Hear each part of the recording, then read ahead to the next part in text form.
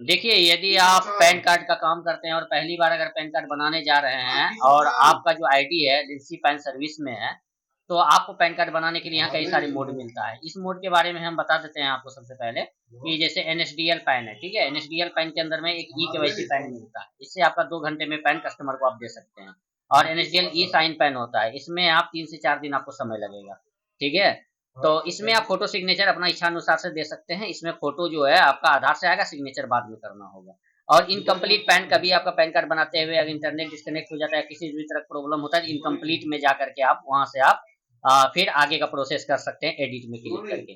तो अभी मेरे पास एक कस्टमर आया हुआ, उसका नया पैन कार्ड बनाएंगे और ई केवाईसी पैन बनाएंगे ताकि शाम तक उनको हम पैन कार्ड दे पाए। तो उसके लिए हम क्या करेंगे, एनएसडीएल ई केवाईसी पैन में क्लिक करेंगे और आपके पास वैलिड बैलेंस पर्याप्त होना चाहिए। अगर नहीं है तो आप ऐड बैलेंस यहाँ से कर लीजिएगा। और यहाँ पर हम सेलेक्ट करेंगे pan Indian citizen form 49A, ठीक है? इसको सिलेक्ट करेंगे। नीचे वाला जो है वो पैन कार्ड सुधार करने के लिए, करेक्शन करने के लिए है। तो अभी हम क्या करते हैं, न्यू बनाएंगे, इसीलिए 49A पर क्लिक करेंगे और यहाँ पर कस्टमर का नाम टाइप करेंगे। जैसे मेरे सामने में जो है अभी हम उनका नाम टाइप कर देते हैं और कोशिश कर रहे हैं कि कैपिटल में ही फॉर्म भरे। ओके, उसके बाद यहाँ जेंडर दे देना है, जेंडर जो भी है वो ले लेना है। उसके बाद कस्टमर का मोबाइल नंबर, उसके बाद यहाँ पर ईमेल आईडी देना है। उसके बाद आपके पास एक रजिस्ट्रेशन का पेज आएगा और रजिस्ट्रेशन पेज में आपको क्या करना है अभी आपको बता दे रहे हैं। रिडायरेक्ट हो रहा है, थोड़ा वेट कर ले। रिडायरेक्ट हो गया है, यहाँ पर लोकेशन मॉनिटरिंग का आया है, इसको एग्री करना है। यहाँ पर आप अपना खुद का, ना कि कस्टमर का, आप अपना रजिस्टर्ड नंबर दीजिएगा। आप बोलिएगा कौन सा रजिस्टर्ड नंबर होता है? जब आप पहली बार आईडी लेते हैं तो यहाँ पर आपको रजिस्टर करना होता है। रजिस्टर में जैसे क्लिक करते हैं तो यहाँ पर रजिस्टर में आपका रजिस्टर का फॉर्म खुलता है आपके सामने। देख लीजिए, इस तरह का फॉर्म होता है। बता देते हैं इसमें क्या क्या भरना है आपको। देख लीजिए, यहाँ पर यूजर नेम भरना है। आप अपना नाम दे दीजिए, आगे डेट ऑफ बर्थ वगैरह जो भी लगाना है वो लगा दीजिएगा। यूजर नेम में अपना नाम दे दीजिए और आगे जो भी आपको 1 2 4 8 नंबर लगाना है वो लगा दीजिएगा। और यहाँ पर वार्ड नंबर दे दीजिए, यहाँ पर गांव का नाम दे दीजिए, यहाँ पोस्ट ऑफिस दे दीजिए, यहाँ थाना जो भी है वो पड़ता है और जिला यहाँ पर दे दीजिए। स्टेट यहाँ सेलेक्ट कर दीजिएगा, पिन कोड यहाँ दे दीजिएगा, अपना मोबाइल नंबर दीजिएगा, ठीक है? मोबाइल नंबर में उसके बाद रिक्वेस्ट ओटीपी कीजिएगा। रिक्वेस्ट ओटीपी करने के बाद आपके मोबाइल में एक ओटीपी आएगा, उस ओटीपी को यहाँ पर एंटर करना है। उसके बाद वैलिडेट में क्लिक कर देना है, तो मोबाइल नंबर आपका वेरीफाइड हो जाएगा। उसके बाद ईमेल आईडी भी आप अपना ही दीजिएगा और उसके बाद रिक्वेस्ट ओटीपी कीजिएगा, ओटीपी आएगा, ओटीपी एंटर कीजिएगा और वैलिडेट ओटीपी कर लीजिएगा और सबमिट कर दीजिएगा। आपका वन टाइम ही होता है, वन टाइम रजिस्ट्रेशन हो जाएगा। और उसके बाद लाइफ में कभी भी आपको रजिस्टर में क्लिक नहीं करना है।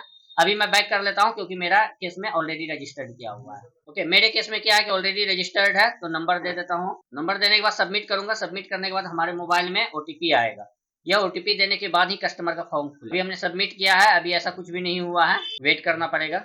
ओटीपी आ चुका है हमारे नंबर में और पेज लोडिंग में है, वेट कर लेते हैं, ठीक है?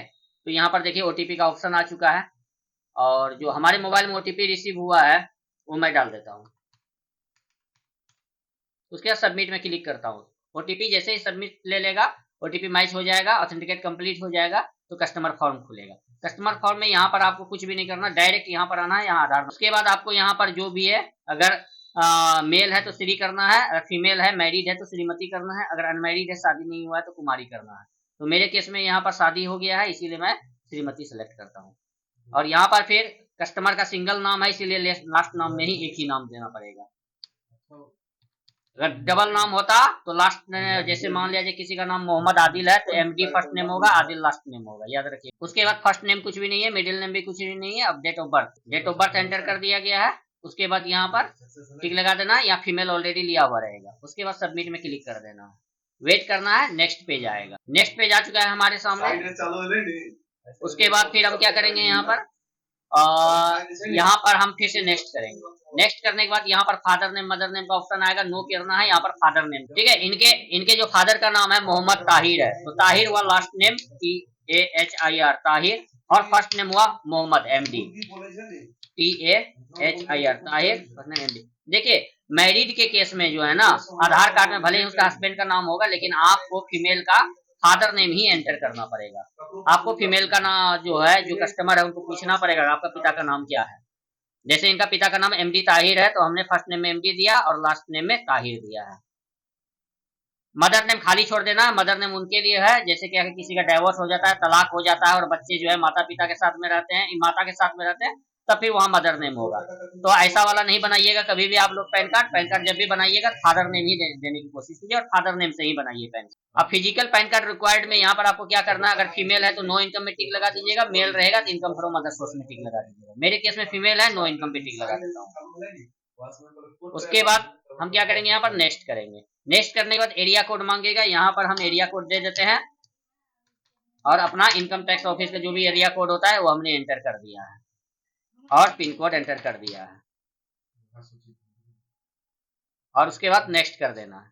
उसके बाद प्लेस पूछेगा, प्लेस हम अपना दे देते हैं यहाँ। अब इंतजार करना है। अब नेक्स्ट पेज जो आएगा वो एक वेरिफिकेशन पेज होगा, सारा कुछ मिला लेना है एक बार, क्या गलत है क्या सही है, और कुछ भी गलती रहेगा तो यहाँ आप सुधार कर लीजिएगा, क्योंकि बाद में सबमिट कर दीजिएगा तो और ठीक नहीं, सुधार नहीं हो पाएगा। मेरे केस में बिल्कुल सब कुछ सही है, सही से भरा गया है, कहीं कोई दिक्कत नहीं है।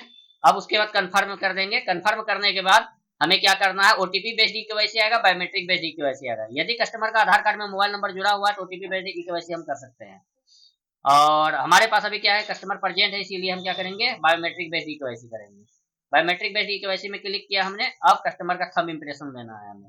हमारा जो डिवाइस कनेक्टेड है वो मंत्रा L1 है, मंत्रा L1 सिलेक्ट कर लिया हमने और ये आरडी सर्विस डिस्कवर सक्सेसफुली का मैसेज आ गया है। ओके, फिंगर कैप्चर कर लिया है, उसके बाद सबमिट में क्लिक कर। ईकेवाईसी ऑथेंटिकेशन सक्सेसफुल हो गया है, फिंगर इनका कैप्चर कर लिया है सक्सेसफुली, कोई दिक्कत नहीं है। ओके में क्लिक कर। उसके बाद बायोमेट्रिक बेस्ड ई साइन का ऑप्शन आएगा, फिर हम यहाँ पर क्लिक कर और यहाँ पर हमें क्या करना है, फिर से आप आधार नंबर एंटर करना है कस्टमर का। आधार नंबर यहाँ पर एंटर करेंगे। उसके बाद डिवाइस हमारा सिलेक्टेड रहेगा, यहाँ पर आप एग्रीमेंट में टिक लगाना है और कैप्चर में क्लिक करना है और ओके में क्लिक करना है। फिर से अगेन फिंगर प्लेस करना है बायोमेट्रिक डिवाइस में। उसके बाद फिंगर कैप्चर्ड सक्सेसफुली का मैसेज देगा, ओके में क्लिक करना है और वेट करना है सक्सेसफुल होने का। साइन प्रोसेसिंग अभी आ रहा है, प्रोसेस में है, वेट करना है। यहाँ ब्राउजर को क्लोज नहीं करना है, सॉफ्टवेयर को किसी भी तरह के बंद नहीं करना है। ई साइन सक्सेसफुल का मैसेज आ गया है, यहाँ पर स्क्रीन में देख लीजिए, और पैन कार्ड सक्सेसफुली अप्लाई हो गया है। रिसीविंग जो है वो मेल में आ चुका होगा, देख लेते हैं। अभी रिसीव नहीं हुआ है, कई बार डिले होता है स्लिप आने में, 5-10 मिनट का टाइम लगता है, तो हमें इंतजार करना पड़ेगा। देख लीजिए ये प्रोटीन से आ गया है मैसेज, ठीक है, और पैन कार्ड अप्लाई हो गया सक्सेसफुली। ये रिसिप्ट रहा, रिसिप्ट में क्लिक करेंगे और इसका जो पासवर्ड होता है वो डेट ऑफ बर्थ होता है और सबमिट में क्लिक कर देना है और स्लिप हमारे सामने दिख गया है। प्रिंट दे देते हैं, इस तरह से कस्टमर को प्रिंट दे दीजिए। ये हो गया फाइनल स्टेप्स आपका पैन कार्ड अप्लाई करने के लिए। अगर किसी भी तरह की परेशानी होती है तो आप मुझे व्हाट्सएप कीजिए, मैं हमेशा हेल्प करूंगा। Thank you very much.